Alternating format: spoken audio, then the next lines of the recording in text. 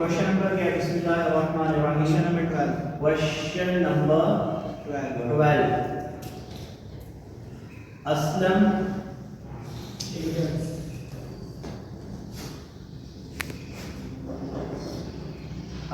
Traders statement का नाम क्या है? Bank reconciliation statement as on 31st of January 2022। Simple format है बेटा, इसका वन कॉलम फॉर्मेट है। चलिए सबसे पहले हमें देखना होता है बैलेंस कौन सा है, तो बताएं जी हमारे पास बैलेंस कौन सा है? जी बेटा उसने कहा जी balance as per the cash book कितना है हमारे पास? Balance as per the cash book है हमारे पास 38,740।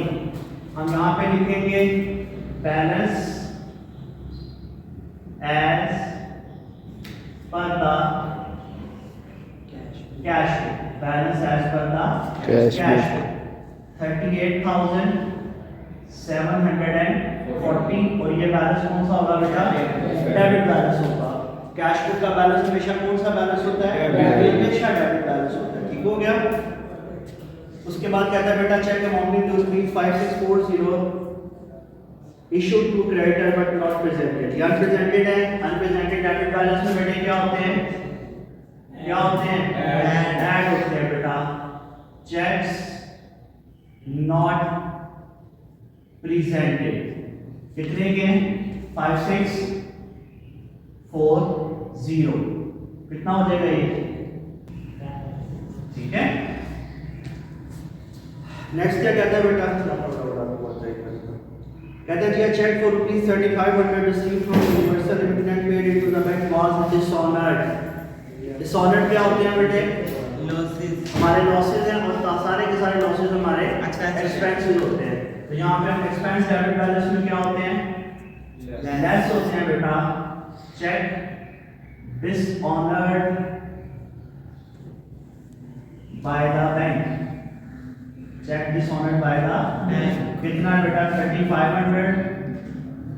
बताओ कितना आएगा? 40,880। 40,880। क्लियर है?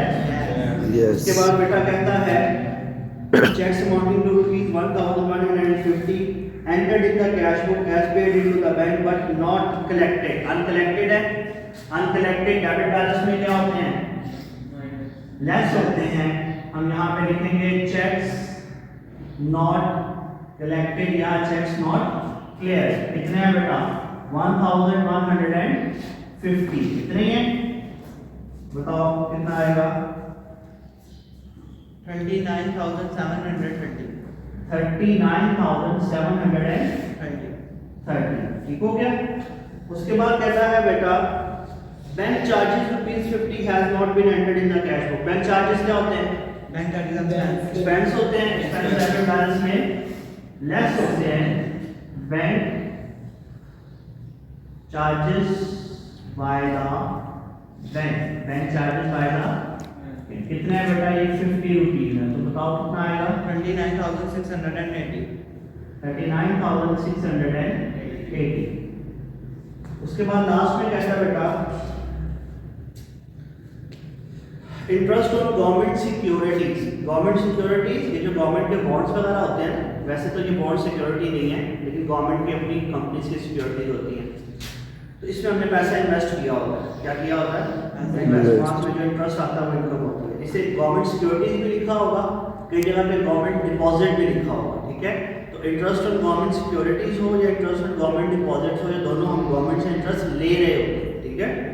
कहता है जी interest on government securities rupees 600 collected. इसका मतलब रिसीव किया है, कलेक्शन है।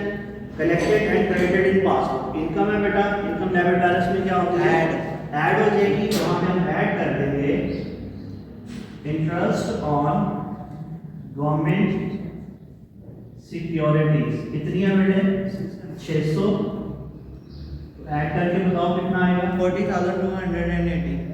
40,280। ये कौन सा बैलेंस है? डेबिट। सा होगा? Debit. डेबिट। आंसर में लिखेंगे बेटा Balance as per the balance passbook. As per the Passbook. Passbook. ये कौन सा है बेटा? Debit and credit.